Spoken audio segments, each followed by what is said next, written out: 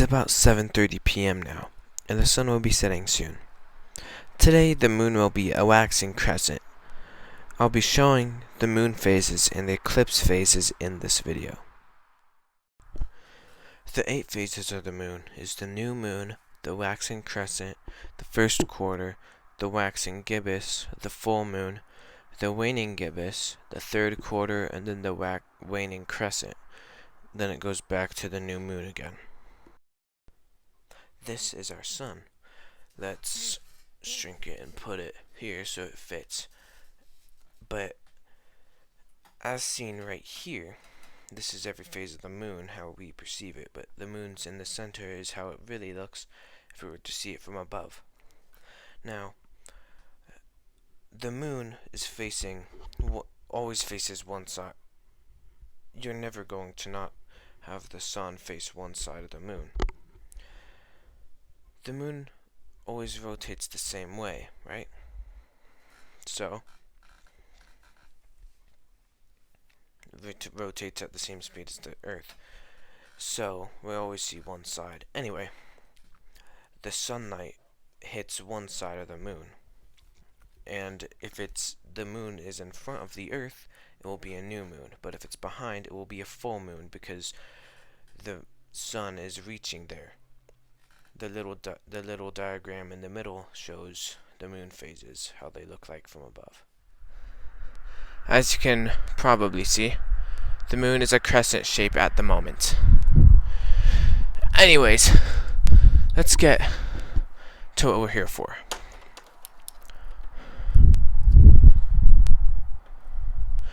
Here is our moon.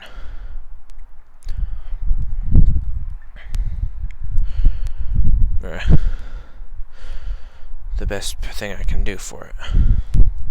I didn't really have any balls that I could use, so I just used my mom's cotton ball.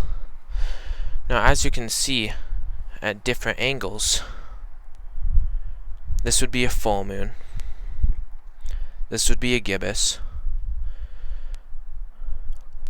This would be a waning gibbous. This would be a third quarter.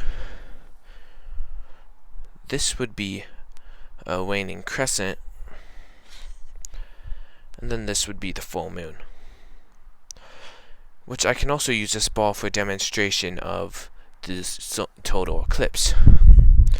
Let's go back to the full moon. This would be a waxing gibbous. A first quarter,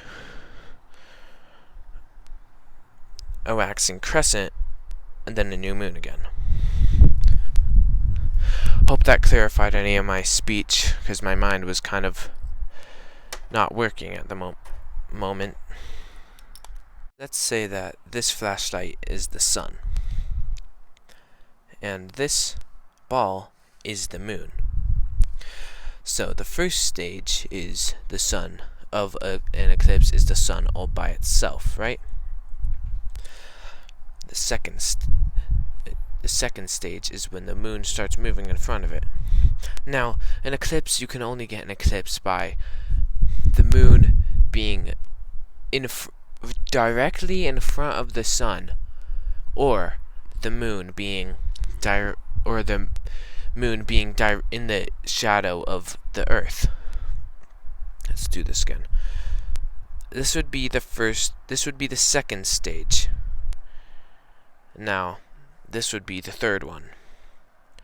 The second stage is just the moon moving right in front of the sun, which, of course, still hurts. This would be another stage where, there's rings or gems or whatever. It's just little glares that the sun has, one that the sun gives through the moon, because the moon isn't perfectly circular. It has all sorts of little bumps in it.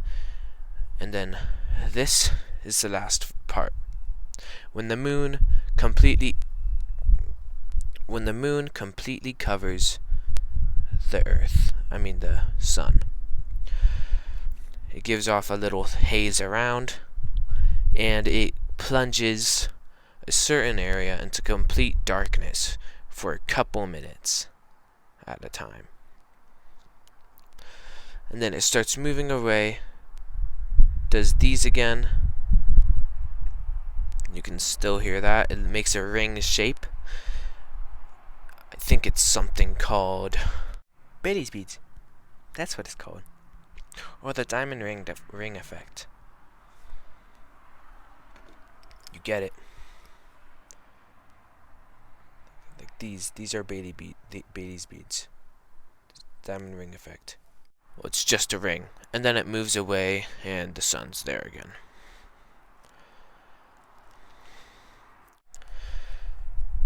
To clarify things again, because I tend to drag things on. The first stage is first contact, or when the moon, you can see over the sun. This would be the sun, this would be the moon. You can see over the the sun's disk, right? Second one is the total eclipse starts to begin when the second contact, or Bailey's beads and diamond ring effect, whatever you want to call it, which is like these right here. The little fuzzy bits are perfect for showing it off. Right here. See? And then finally is totality, or the maximum eclipse, when the moon fully covers it up, and all you can see is the little hazes around. Then you can finally see it with your eyes. It only lasts a couple minutes, and then it happens again.